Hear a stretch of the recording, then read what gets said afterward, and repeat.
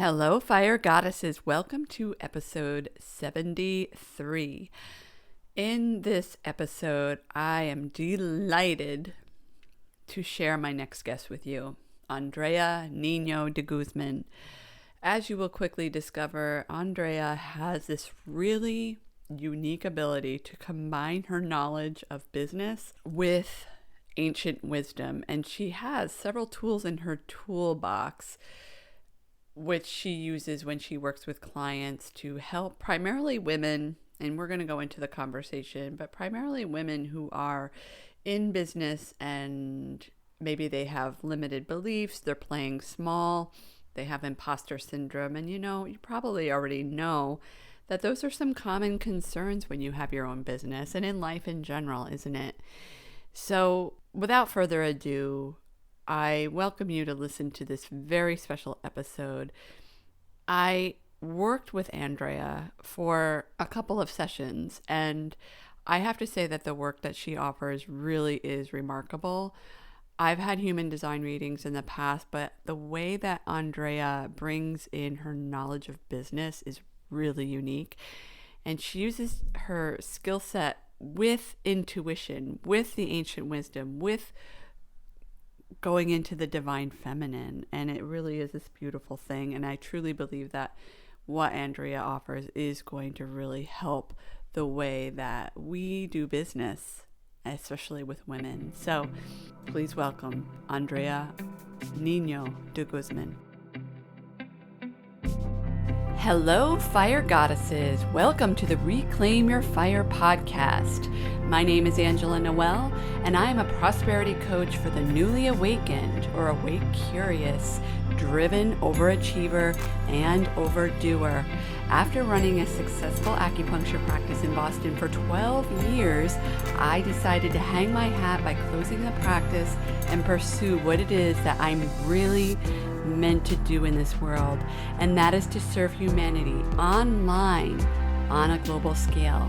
Using my background in Chinese medicine, along with the brain science of habits, spirituality, and divine masculine and feminine energy balance, I am here to help you not just understand, but know how powerful you are, and that you are the person who is responsible for having the finances, inner peace, radiant health, and energy, aka the fire, in your life that you've always desired.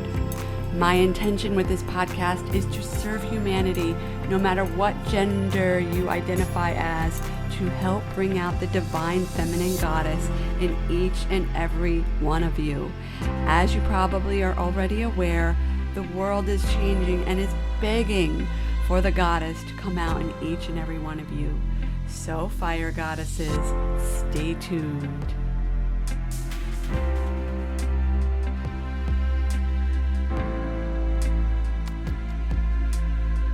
Hello, fire goddesses. Welcome back to the Reclaim Your Fire podcast. My name is Angela Noel, and I am the host of the podcast. And today, I have to say, I'm really delighted to introduce my next guest, Miss Andrea Niño de Guzmán. Hi, Andrea. How are you? Hello. Thank you. I'm excited to be here. Thanks for having me. I'm so excited to talk to you. We've been chatting quite a bit lately in the last month or so, and I'm really looking forward to letting the goddesses listening know how you help people, because you really, I believe the work that you do is really making an impact. Oh, thank you. Well, I consider myself a transformation catalyst. I work with specifically women, women who are in the process of starting their own business or have been in business for about 2 years for now, but haven't been getting the results that they were expecting, or even playing small. They're women who have a ton of potential, who are very talented, but they just are not putting themselves out there, and they're just holding themselves back. So what I help them with is to help them reconnect with their potential. I help them release their inner saboteurs, reframe the perception that they have about themselves, and basically restore their own power. my goal at the end of the day is to empower women to change the way that business is done in a way that aligns with them, in a way that is more sustainable for a woman, and I truly believe that women are in themselves the catalyst for change, because as a woman changes, it's not only her that changes, it's her family, it's her community, everybody changes when as she starts to stand in her power, own her light, own her space. Mm-hmm. Yeah. Those are some really powerful words that you just used, Andrea, and I'd love to just break it apart, because so many goddesses listening, some goddesses might be listening to this and say, yes, yes, yes, like I hear you. But sometimes just to be able to understand what specifically this all means, like I heard reconnect and retrain and restore power. And also you said something that really stood out that I didn't write down about changing how women do business, right? So I would love to dive deep into that first, because so much of what I talk about and help people with is divine masculine and the divine feminine. So, historically, how have women been in business? What does that look like? What I've observed, and this is my experience coming from like 14 years in the corporate sector, right, is it's a very competitive environment. It's very focused on either or, it's very black and white, very goal oriented. And, women, I feel that women can achieve the same results, but you don't really need the competition. You don't really need to put somebody down in order for you to be on top. I feel that women have this natural ability to collaborate, to create networks, and to really rely upon each other to move forward.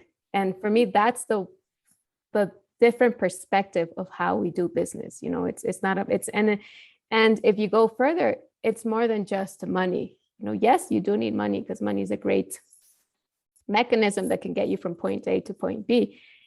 But it's also about building a business and running a business that is sustainable, where you're not burning yourself out, where you're not having to think or even judge yourself as to how many times you're spending in your business versus, with your family, or spending time by yourself, honoring stuff that you like to do. And when you look at it in a more holistic way, in a more integral way, I feel that you can not only have greater success in business, have greater results, but they can also be sustainable over time, and it's coming from a place of being of service instead of coming from a place of what can I get out of this, that I feel is a more masculine energy, right?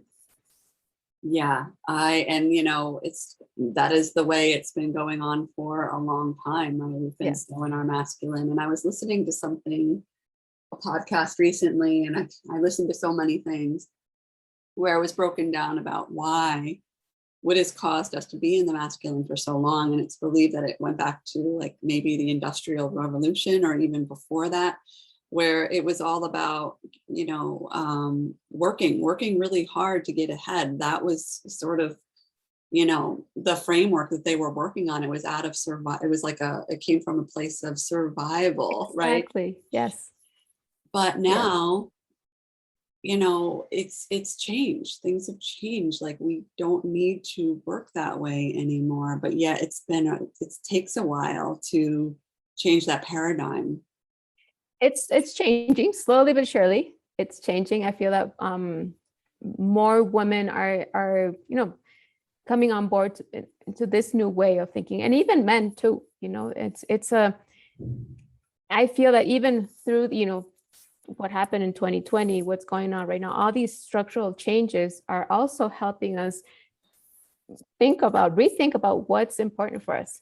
And at some point in time, maybe work and, working 10 or 12 hours to meet a quota, a deadline, or to just earn the corner office was important. But now you're starting to realize that, no, it's not just that, it's also my life. It's how I want to live my life and how I choose to spend my time, which is even more precious. with others, or just doing activities that fulfill me. And the other thing that I notice between the masculine and the feminine is the masculine is very focused on the rational, the analytical side, the thinking things through, the pressure to solve problems, with the focus on my mind, with my experience, with my abilities. It's very focused on the doing. Whereas the feminine side not only takes in the doing, but also takes into account what am I feeling? What am I sensing? There's a lot of intuition. There's a lot of intuitive knowledge in there, and a lot of emotional knowledge as well. And when we just focus on one specific way of doing business, we're really like shutting down 66% of our capability of how we're processing information. And I think that's where we put so much stress on ourselves, because we don't honor that inner wisdom that we have, because we're all, designed differently, uniquely. And we just put so much pressure to be and to fit in a role, or to fit in a way that isn't necessarily aligned with who we really are. Yeah. And so many things have happened as a result. Like, one of the things that I used to always see in the acupuncture practice were these women, these type A, because I had a practice in Boston, very type A city. And I know we just were talking about Boston before. We went to school in Boston, and all these really driven people, right, were coming into the office, overachievers, and having migraines, and they were having, lots of pain in their shoulders, upper back pain, just all that stress was actually living in their body. And you mentioned the pandemic, you mentioned 2020, about how people are really starting to gradually realize what's important to them, and that they actually need balance. And I heard you mention sustainability too. Just when you were talking about the just being in, we need both, right? We need the masculine as I think of it as like the container, right, to hold the feminine in, right?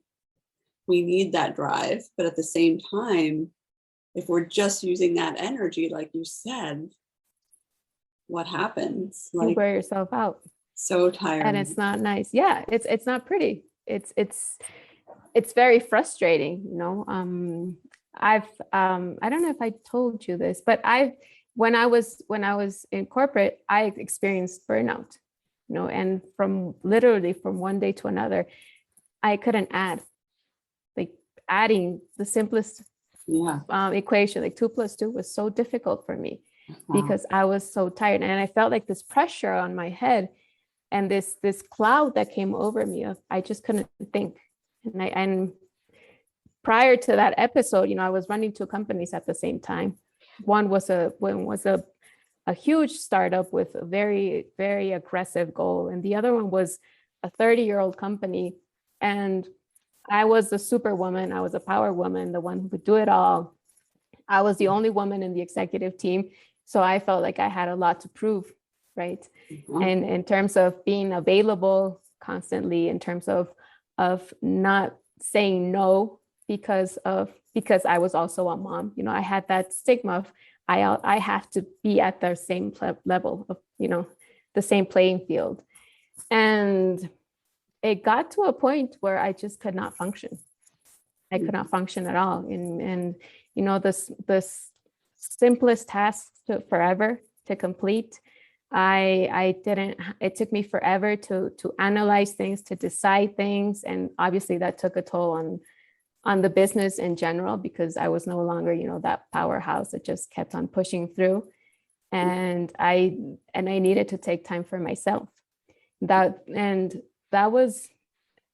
episode was very painful for me, because it was tied with a lot of shame of, I'm quote unquote not as strong as I thought I was. I'm not up to par to running a business, like everybody expects me to. And I was really afraid of just losing my job, because I didn't feel like I was meeting their expectations. And I guess that's why I have this drive. I have this purpose of changing the way we do business, because had things been different, and not only in my context, but in my mind, had I had different expectations about myself, or had I, been even more compassionate with myself at that time, and instead of just focusing on what I'm lacking, also honoring what I'm doing well, maybe I wouldn't have, hit the bottom of the well with burnout. Thank you for sharing your story, Andrea. I think a lot of people listening are going to be able to relate to your story in one way or the other, experiencing burnout, of feeling, not good enough, having to prove, having to push through. Was it us that were we talking about those cycles, women's cycles versus men's cycles? Like, we as women have 28-day cycles, and men have 24-hour cycles. So literally, like, men can just start over with their cycle after one day, but women, we actually have these 28-day cycles that dictate our energy and where we are at energetically. And even if you don't have a period, or you don't have your cycle anymore, you can use the phases of the moon to really dive into that. One of the reasons why we're connected, I mean, we've been connected for a couple of years, but we're really connected now, is because of your human design and your human design business. Like, you, I had 2 readings with you, full readings, in the last couple of weeks, and they were super impactful. They really helped me with my business, with my personal life. And I would love it if we could just maybe talk about your experience that you had in corporate in relationship to human design, and maybe just touch upon that a little bit. What is human design? I know you have other tools too, Andrea. So yes, we'll start with Pandora's box. What Pandora's box? Exactly. Pandora's box. Yeah. So whatever you feel like sharing about your tools, but specifically, if you could share like how you help people now, using yourself as a case study. Does that make sense? Yes. Okay. So, human design is basically the science of understanding yourself. It's a tool that sheds light on your, emotional, psychological, energetic makeup, how you align with your unique nature, and how to, and what is your highest potential in every area of your life, be it your career, your business, your relationships, everywhere. And the beauty of human design is that it brings together ancient wisdom in the sense of astrology. We have the Chinese I Ching, the Hindu chakra system, and the Kabbalah, and it joins it with modern science, focusing on quantum physics and chemistry and biochemistry and genetics.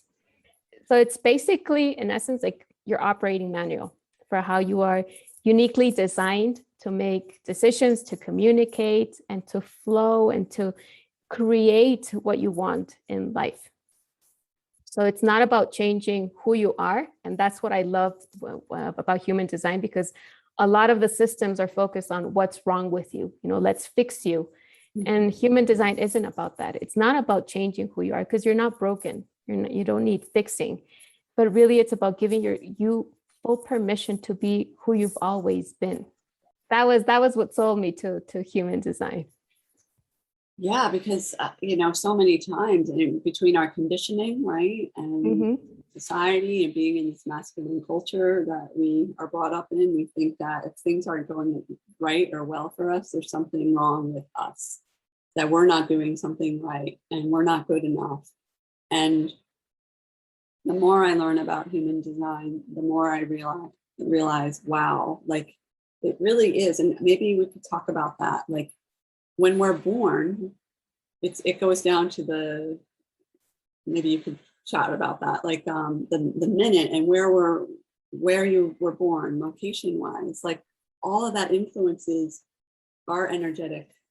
Exactly. So when you're born and 3 months prior, you receive an energetic blueprint based on where the planets are aligned.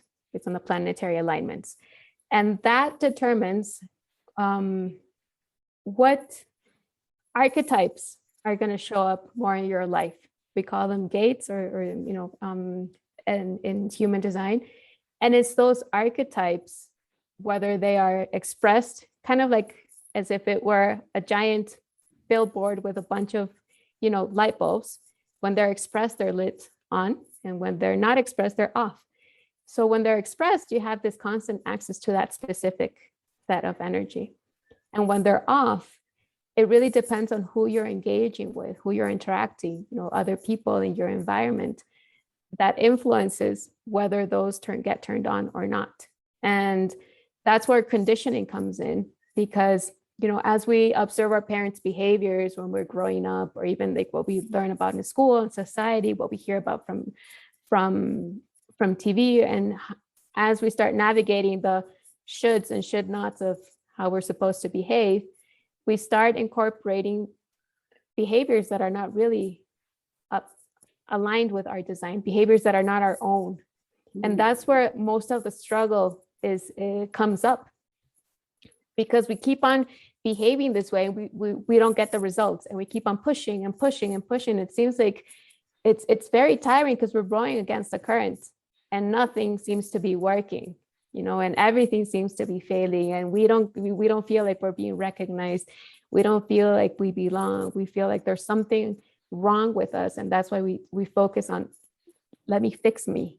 I need somebody to fix me. I need somebody to show me the road so that I can start accepting myself.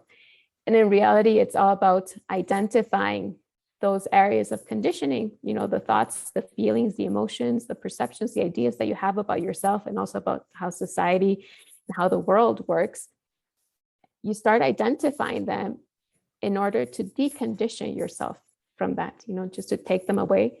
That's where hypnosis comes in. That's another tool that I use with my clients. But really in an effort to take away what's not yours, take away what doesn't serve you, take away those perceptions about yourself, about your lovability, about your worth that aren't really true, so that you can stay and so that you can start living from your true and highest potential. And that's what your blueprint reflects. That's, that's so powerful, because in just going back to where you were at when you were in your job and you reached burnout, according to your human design, and because I just feel like your story is going to relate to so many people out there, according to your human design, Andrea, how would you do things differently if you had that knowledge back then? I would do everything differently. Yeah. In my case, I have a lot of definition in my design. So I have a lot of energy. I have a lot of power in my design. And it's a feedback. It's something that I get from people. They always tell me, you're so centered, you're so calm, you're so focused. Like, you're this person that I can trust, or you're this person that seems to have it all under control.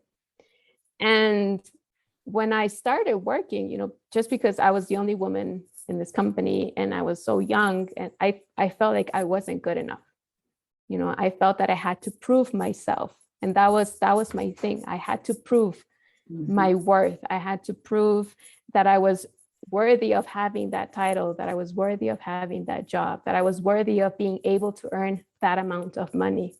Because in my mind, I kept on thinking, no, what I'm doing is not enough. I need to do more. I need to do more. I need to do more. And it's like, I was like, everybody's on an average scale, and being on the average wasn't good enough for me. I needed to excel expectations. And that's what made it so tiring at that time.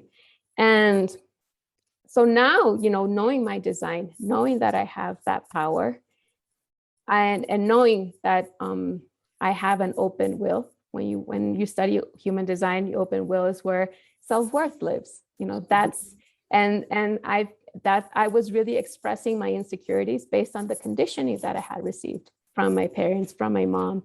My mom, I'm from Bolivia. So in Bolivia, the females are generally, historically, have been seen as less. And we're still striving to make steps forward to be seen as equals, much like everywhere in the world. Women earn a lot less. There's a lot of domestic violence here in Bolivia. So there's this kind of like collective concept of we're not enough, or I'm less than. And I think that's what I inherited, and that's what I was expressing. So when I learned about my design, and when I learned that I have this open will center, that this is a challenge that I am gonna encounter, it was very liberating, because the focus was no longer on, okay, there's something wrong with me, or I didn't feel ashamed about who or what I was doing. There was no longer any criticism about who I was.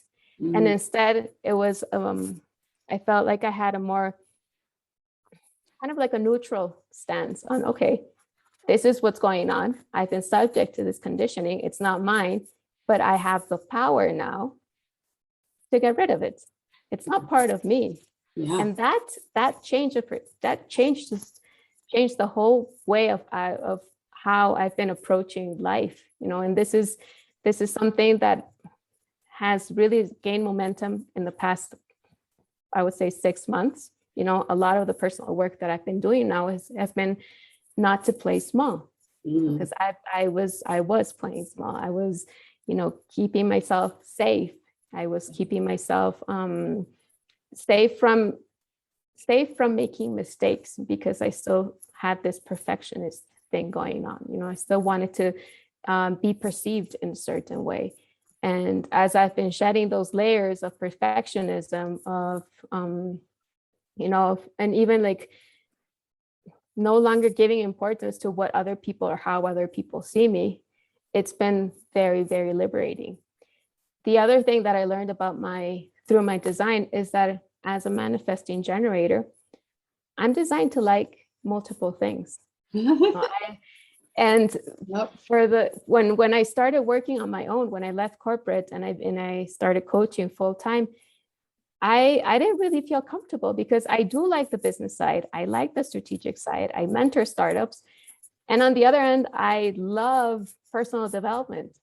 And, if you could see my schedule, in the mornings, I'll mentor startups on, business strategy and how they have to, create their product to fit the market's needs. And after that session, I'll go into a hypnosis session. And after that, I'll go into energy healing session, because that's also something that I do and I love. And there was a lot of judgment. There's a lot of inner judgment, thinking that, oh, I see all these gurus out there. I see all these experts, and they're great at one thing. And here I am, kind of jumping from one thing to another. Am I really an expert? Why would these people trust me if I'm just doing multiple things at the same time? Yeah. And there's a lot of conditioning in society, that you have to focus on one thing and only be good at that one thing, because if you start, putting your attention in multiple things, then you're not going to be good at anything. Yeah, that you have to be an expert. Yeah. You have to be that expert. And so knowing that I can, and that I actually need that energy, I need that multiple points of attention, is actually good for me to process my energy, was also very liberating. Yeah. And now I am able to introduce myself as a multipotentialite. I am able, and even like when I pitch companies for strategic projects, I also talk about the human development side. I also talk about human design, and I also talk about the energy healing. I don't longer hide it. Yeah, because it's who you are, right? It's exactly. You're being. And as I talk to you, you're lighting up about, especially in the last couple of minutes, about just being who you truly are in the business world. Yes. And I'm curious to know, how is that when you're being who you truly are in the business world, which is usually pretty masculine and black and white, like you said, how is that being received by the people that you're meeting with? A lot easier. Yeah. Than what I thought it would be. It's easy. It's easy. And I've actually had a lot of requests from clients to work specifically with me. And this insurance company reached out to me a couple of months ago, and it was for a design thinking project. And he specifically told me, I want to work with you because you have the multiple focus, because you understand people, but you also understand how to create a product. And that's the essence of just being yourself, Yes. and not just, in my case, it wasn't just focusing on, this is my experience, this is my rational analytical experience, because a lot of the coaching that I do, yes, I have the training, but a lot of it is based on intuition. It's I connect with that person on a different level, and a lot of what I share comes from, it's not my rational knowing, it's a deeper knowing, and a lot of times I say things or I express things or I ask questions that don't come from me. They come from something bigger. Yeah. Oh my gosh, you said so many amazing things, Andrea. I would love to just keep talk about several things at this point, but what really came out in what you just said was that there's this sense of ease by being yourself. And I was on a call before we talked today with one of my coaches, and she was saying, imagine if we all walked around as we truly are, there would be no drama. There would be no, because right, we're not fighting for our limitations. We're not in our old programming. We're just who we are. Imagine that we could all shine our light. And I really believe that we are moving, like you said, in a better direction. It feels hard right now because in order for change to happen, you've got to break down the old systems, and that's hard, right? Because there are people that are, again, fighting for their beliefs, fighting for what was, right? And I just, I feel that it's a really exciting time to be alive. It is. And if I may add to that, while it's still a struggle, and it's slowly becoming less of a struggle to change the way, that business is done, to change the way that we show up.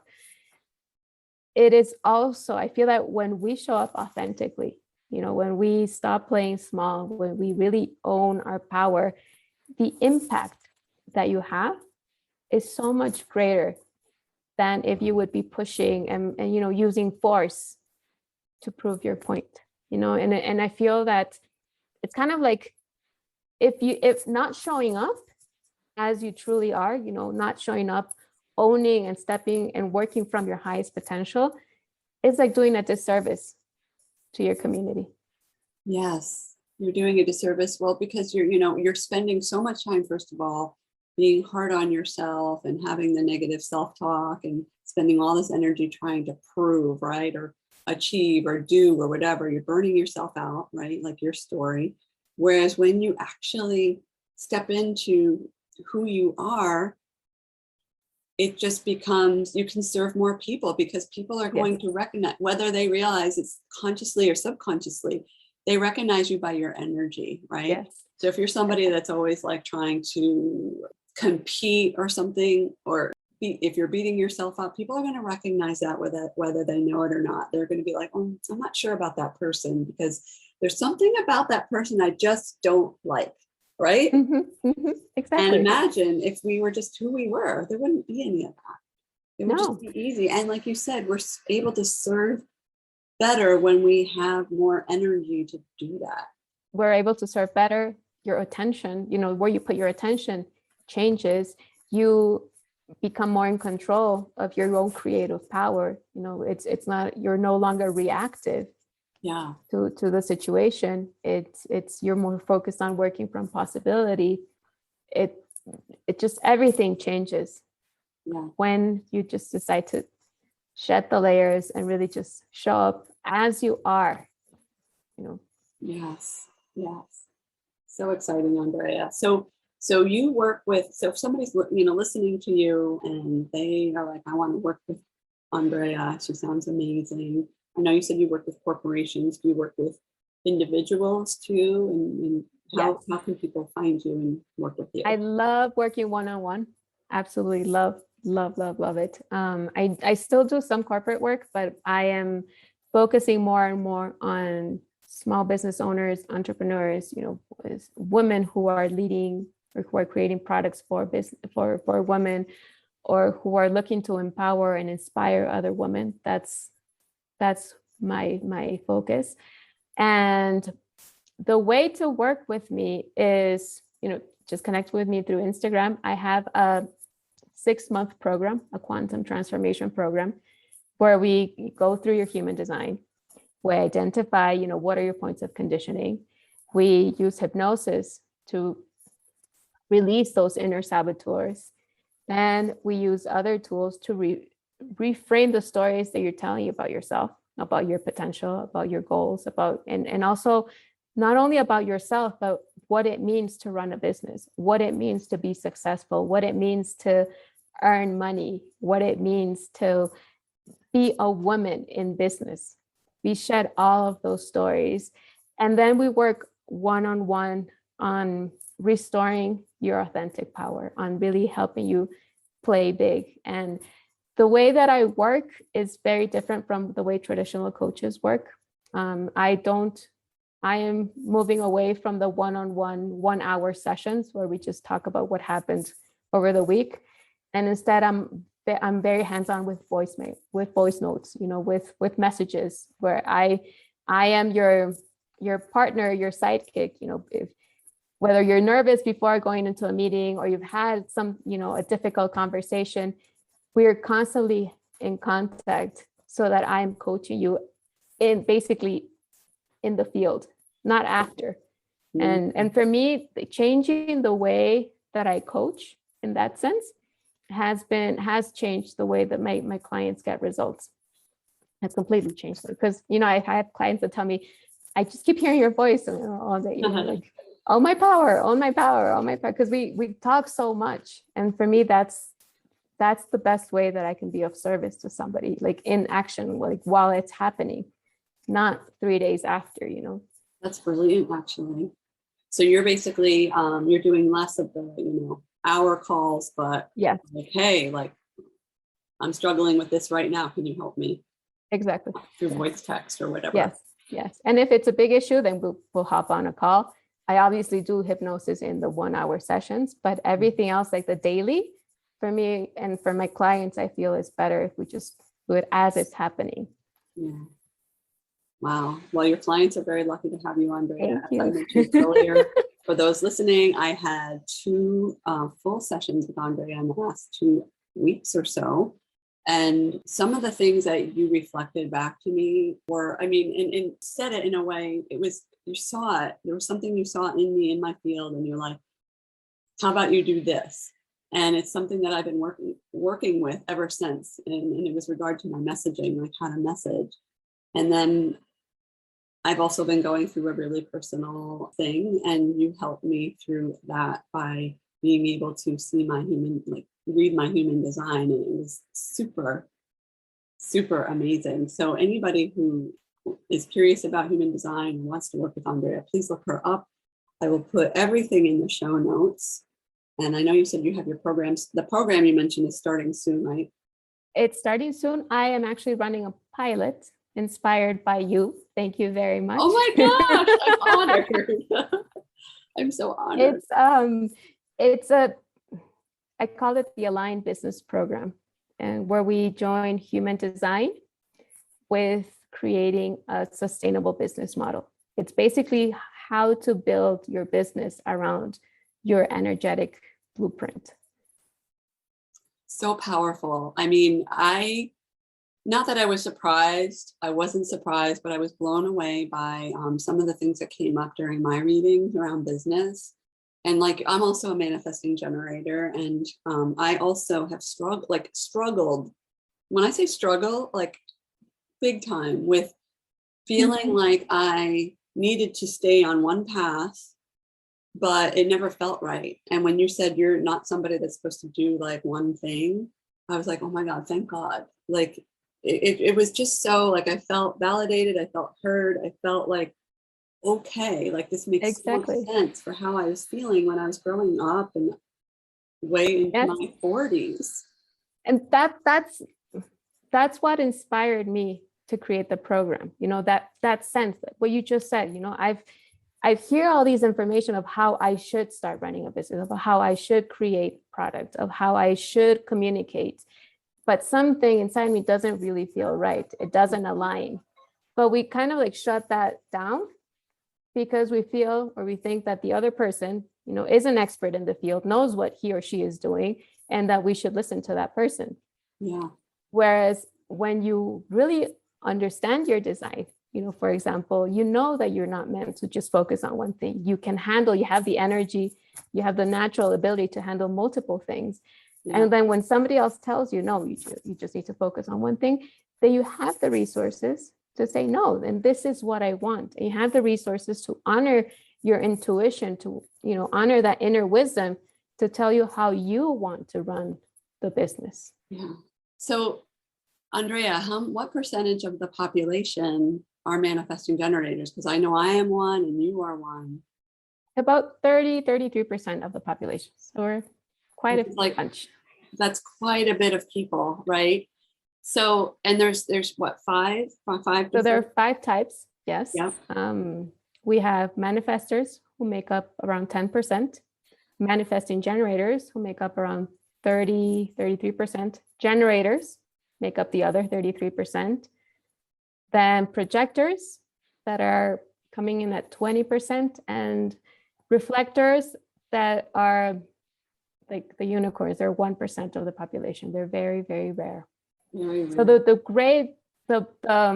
I'd say like 70% of the population are either generators or manifestors. And what's important about that is that, they need to be driven. They need to do things that they love. Yeah. They need to, business needs to be tied with pleasure. They need to really enjoy what they're doing. And, going back to burnout, a lot of what we see in people is, they're stuck in contracts or working with clients that they don't really enjoy. They're stuck in jobs or doing things that they don't really enjoy because it's going to get them more money, because there's still a lot of security tied with them. But they're working against their design.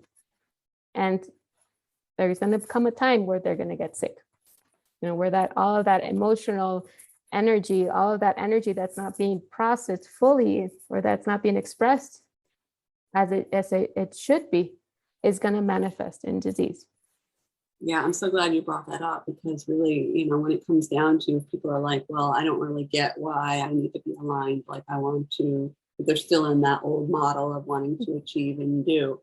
But it does come down to your physical health in the end, right? Mm-hmm. As you discovered for yourself, and I've been through adrenal fatigue and all the things, and also just going back to the fact that, manifesting generators are 30% and generators are 30%, and so on. And to, if you think about, if you're resonating with our story about how neither one of us as manifesting generators want to do just one thing, I know a lot of people like that. I also know a lot of manifesting generators. It might be a good thing to find out what your human design is. Oh, yes. And maybe get a reading and find out more, because I just know how I felt for a good part of my life. Like, oh my God, I felt like a failure. I felt like I couldn't do enough because I was so out of alignment, my human design and who I am. So yeah. So many, there's so much opportunity here to discover. Oh, yes. Yes. No, human design is a wonderful tool to start to get to know yourself. And I would say anybody who's struggling with their lovability, with self-worth, who finds themselves pushing or trying to prove themselves, trying to either be that super woman, that power woman, or on the other end, hiding because they feel they're not ready, or holding themselves back I feel that they would gain a lot from having a reading, a lot of freedom, a lot of weight off their shoulders.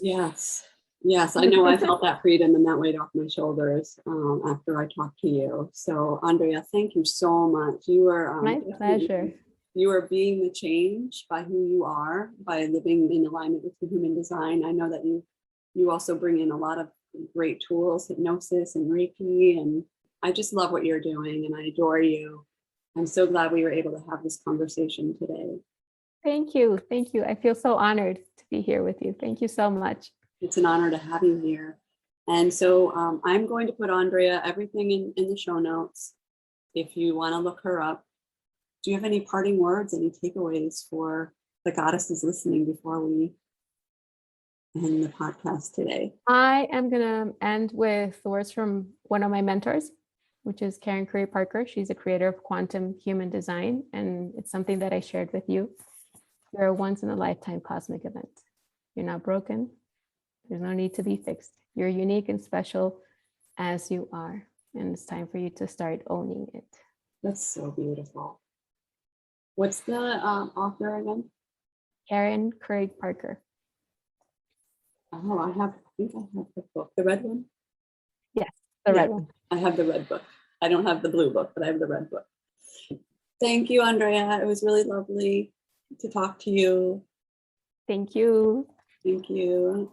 And to the goddesses listening, till next time, be radiant, be powerfully authentic, and know that you can reclaim your fire at any time.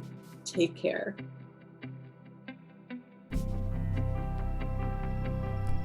Thank you so much for listening to the Reclaim Your Fire podcast. If you have found value in this podcast, please share this podcast with those you care about.